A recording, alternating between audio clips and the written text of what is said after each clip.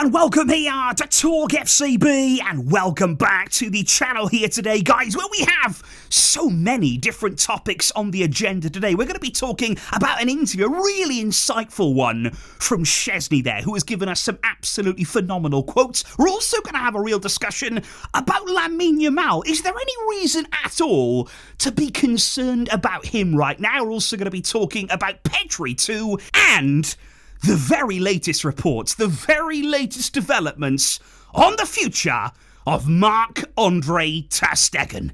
It is all on the way, guys. Get yourselves ready and let's do this. But if we do begin right here today, guys, by talking about the Club World Cup semi-final. I mean, did anybody see it last night? How did Real Madrid get on? Was it any good?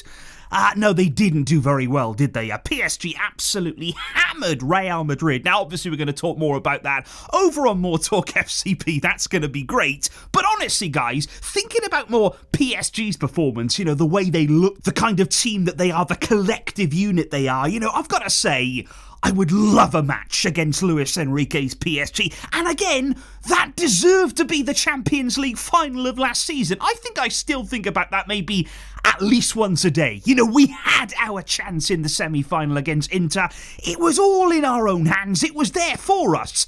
And it would have been an incredible spectacle, Barca against PSG, and we would have given them much more of a game than Inter did, by the way. But I think what it is important to do here is understand, you know, what these teams are capable of. It's good for us to see right here that, okay, that's a top team. You know, that is, in many ways, they're the European champions. They probably will be world champions. That's the benchmark right now, the level that everybody else is pushing for. And it's why Barca here, they can't afford to relax, because PSG, a team like them, they are not relaxing. They are not letting up here under Luis Enrique. And I've also got to say, I'm quite happy for him. You know, I don't actually like PSG. I really don't resonate with them at all as a team. But I am really happy for Lucho here to see what he's done with this side, to sort of prove himself outside of Barca as a coach right here. Because I think even during his time at Barca, he was quite harshly treated. You know, people thought that he was carried by MSN, that he wasn't a good coach, that he wasn't a good tactician. And I think right here, he's proving he is a top coach in the modern game. He can revolutionise a team. He can rebuild a team, and full credit for him. But like I say, for Barca now, the mission, the ambition, it's clear. We have to arrive now in this season with the same energy that we showed last time out. That's what we have to do. Nothing else will be good enough. We need a squad right here, though, that can consistently press, that can rotate, to allow us to arrive into those biggest matches of the season, the big Champions League games, the semi-finals and such, where we are ready to play our game. That is why this summer is key. That is why we must get our targets, because quite honestly, the competition right here out there, it is fierce. We do indeed then move on, though, guys, to a great super thanks coming in right here again. The Dutchman Flying, thank you very much indeed. And it's a really interesting, really insightful question. What are your thoughts on bringing Xavi back to the club as a sporting director? Even though Almani was a great sporting director, Xavi also had a big role in bringing in Rafinha, Koundé, Lewandowski, etc., and giving players like Yamal, Firmino and Kubasi a real chance in the team. And that, again, it's a sentiment that a lot of Barca fans, they're kind of wondering out loud right now, would Xavi make a good sporting director? Is it something that really could work? And I would just say on Xavi again, you know, this is a guy who laid some incredible foundations here ahead of Flick's arrival in terms of what he did with the young players, in terms of what he did in a very difficult financial situation. It was absolutely essential and exactly at the time that we needed it to happen. So Xavi did incredible things during his time at the club, but I think in terms of that sporting director role, it's a really tricky one to imagine Xavi going into that role, for example, you know, alongside Hansi Flick. Xavi is going to be planning, though, isn't he? As though it's his team, as though it's his style of play, as though which players do I want to bring in, can I see fit? And I just think it's difficult to kind of separate yourself as the coach to then be a sporting director, because then you're having to accommodate another coach, somebody else's ideals, somebody else's style of play. And I think that would be very, very tricky there, because make no mistake, Xavi has got a great relationship with Hansi Flick. I thought it was really nice that we saw the two of them get together after Xavi left the club. Really, really warm embrace between the two of them. They exchanged some ideas, but I just think there, in terms of Xavi working, you know, alongside another coach, it would get a bit complicated. It would get a bit tricky there with everybody's ideas coming coming together. So maybe on that one, at least right now, I'd like to see Xavi stay as a coach. I'd like to see Xavi go out there, take on a new project in one of the top leagues ideally, and show us all exactly what he can do again. But indeed, guys, if we do now move on to some of these quotes, really fantastic quotes from Szczesny. He did an interview very recently there, and I always find him great to listen to. He says it exactly how it is there. He just speaks the honest truth all of the time, and you get a real insight, I think, into the character that Barca like having around. You know, they like this guy in the dressing room. They're that wise head, that experienced player, and I think you understand that they're listening to him in more detail. The first thing that he said, I thought, again, really phenomenal insight. He said, at Juventus, when I received the ball in my goal and the defender was 5 metres away from me, he turned his back on me. He clearly didn't want the ball. He didn't want me to pass to him. But he said, here at Barca, when I get the ball, they all want it. Every single player is open, looking to receive it. He said, Pedri comes to me, surrounded by 7 players, and he still wants the ball. I think that's a really good illustration there of the kind of bravery that we almost take for granted at times at Barca. You know, these players come through the system, they understand the Barca style of play, and they all are just so comfortable receiving the ball in any position, in any sort of situation, no matter what the kind of pressure is on them. And that is a really phenomenal asset to have. And I want to talk more about Pedri, because Szczesny went on to say, in my entire career, I have never seen a season from an individual player like the one Pedri just had. He said the way that he controls the tempo on the pitch, he offers defensively, he offers defensively, he was unbelievable, and he never loses the ball. And I love the fact that we're talking about this here, because again, there's lots of debates about the Ballon d'Or, what's the top 3 going to be, who's going to win it.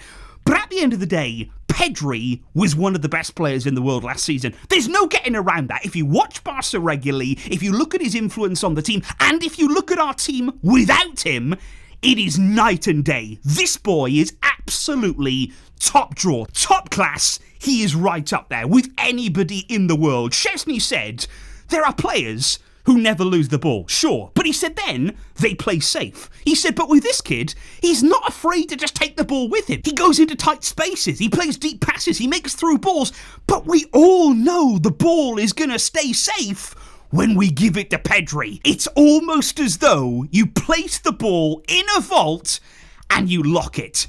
And these are incredible quotes. Honestly, when I read these guys, I just had a beaming smile on my face, because to see actually Pedri given this kind of praise so publicly, it's what he deserves. You know, not everybody talks in the footballing world about Pedri, but he's such an amazing player. He is an absolute artist with the ball. He does protect it so well. He is so effortless in possession, and yet he does take risks, though. He does make those incredible cutting-edge passes, and he's just phenomenal. I cannot wait to see him again this season. I hope that he continues, of course, to stay fit, as we saw him in the last campaign. Flick has done wonders with Pedri, and long may it continue. But indeed, guys, if we do now move on to talk a little bit about Lamine Yamal and maybe some concerns that are or aren't out there, we're going to be talking about that. Because obviously Yamal, he has had a very eventful summer. You know, I think he's enjoyed his holiday to the absolute fullest. And at the end of the day, why shouldn't he go and enjoy himself? Why shouldn't he be able to relax here for just a few weeks, given how hard he had to work, and the whole team did, right throughout the season? But of course, like I've said before, every move that he made was constantly in the media, constantly posted there on social media as well. And we've heard a lot in the media, obviously, about this upcoming birthday party on Saturday. Yamal is about to turn 18. That's actually going to happen on Sunday. And given the press are actually reporting on it, is a bit ironic already, because apparently there's a strictly no phone policy at this party to avoid any leaks. And apparently there will be lots of different guests, lots of stuff happening, of course, to celebrate that. It will there happen on the 12th of July, which also happens there to be Nico Williams' birthday, but hey, who cares about him? But yeah, Yamal, he's having fun. He's celebrating his birthday here, although I would just say I wouldn't do anything crazy there, because the next day you're back in training. You are going through the medical examinations after pre-season under the watch of Hansi Flick. So if I was you, I wouldn't take any risks. Flick will not stand for any nonsense. But I did think it was very interesting when Szczesny was asked about all of this stuff surrounding Yamal. You know, is there a reason to be concerned? Are you seeing things in the media maybe that worry you in any way about his career path? And I thought Szczesny's answer was very, very level-headed. He said, I think everybody has their own path. And as of today, I don't see any warning signs with Lamine. He said, I think his attitude towards football, towards life, it's what makes him the player that he is. And he said, it's kind of like you can't really change somebody's whole personality. The personality is what makes him the player that he is. And he said, I believe that with personalities like that, you can't press the brakes too hard on them. You can't restrict them too much. You've got to let them enjoy football, because that joy isn't just infectious for their teammates, but it's inspiring for millions of people around the world there. So it was almost a case from Szczesny of, you've got to allow a little bit of freedom with somebody as exciting on the field as Yamal is. You know, you can't just really, really wrap them up and restrict them at all times. But he said, I think it's more about the role of Lamine's environment than Lamine himself. He said he's still only 17. He has the right, maybe even the obligation, to make some youthful mistakes, but let's hope that if he does, they won't come with any major consequences, and his surroundings will be very, very important for him. And that's what I've always said about Yamal. We can talk about his responsibility, you know, his actions, what he's up to, but it's about the people around him. You know, he needs good people, a good structure around him to keep him on the best path. You know, he is on a path right now that could be like nothing we've ever seen in football. You know, things he's doing at his age, it has not been seen before. And you want to keep him going down this road. It's in the best interests of everybody. You know, Lamine himself, the club, his family, his friends, all of those people, they will want him to succeed and really fulfill that incredible potential. So I think it's vital here that, to be honest, he gets back into training. I am looking forward to Yamal, you know, getting that birthday out of the way, celebrating the 18th, and then you're back with Hansi Flick. You're back with all of your teammates there. And ultimately, he's back to doing exactly what he does best. Let the media write about your incredible displays. Let them write about your magic on the field.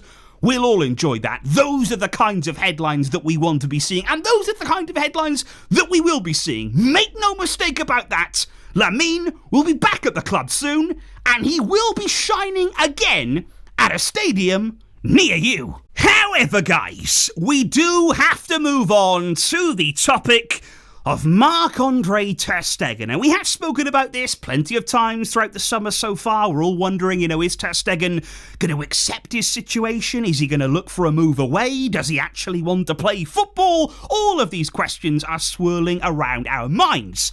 However, the latest report that has come out today from Sport says that Ter Stegen has made up his mind and he will stay at Barca until at least January. He has ruled out, at this point, he has ruled out a move away in the summer transfer window, and this report says no matter what Flick says to him, because obviously they haven't had that discussion yet, Flick has not yet told him effectively to his face that, yeah, you're not part of my plans, but apparently even when that conversation happens, Ter Stegen is not moved. You know, this guy is not changing his opinion for everybody. He is still confident that he can compete for football, that he can compete for a starting role, but again, that's why Flick has to make things clear, and that is why it has to be done as soon as possible. Because, yeah, Ter Stegen here, if he's planning to stay until at least January, you know, what happens then, okay, if you don't play at all between now and January? What are we going to see then in the January transfer window? Suddenly then, oh, you want to go and play before the World Cup happens, in a few months leading up to the World Cup, then it's actually good for you, a good time for you maybe to go and play. No, we're not having that. You know, at the end of the day right here, because in January, we won't be able to do anything. We want to actually allocate, you know, those wages, all of that money right here in the summer for summer signings. You know, that could be absolutely essential for us as a club. So I think that's why you just have to stress, you know, if you're Barca right now, if you're Hansi Flick, if you're Deco, if you're Laporta, you've got to get through to Ter Stegen. You've got to ultimately say, look, it's no good you hanging around until January here. You are not going to play. So if you want to play at the World Cup, it's up to you. You know, you don't have to. If you don't want to play for Germany at the World Cup, well, you can just sit on the sidelines. You can sit on the bench. You know, if you're lucky, you can maybe get into the squad here ahead of Juan Garcia and Szczesny, maybe in one game or two. Fine. But he needs to understand that situation. He can't just go and leave here when he feels like it in January, when he might get a little bit of football leading up to the World Cup.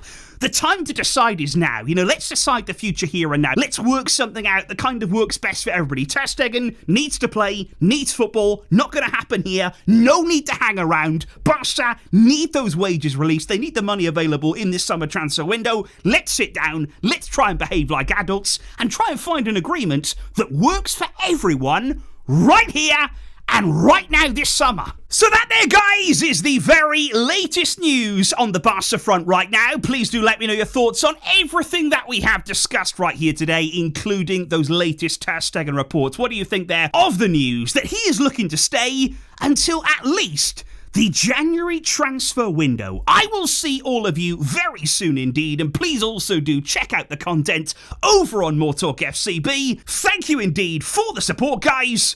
But until next time, as always, Wojciech, El Barça.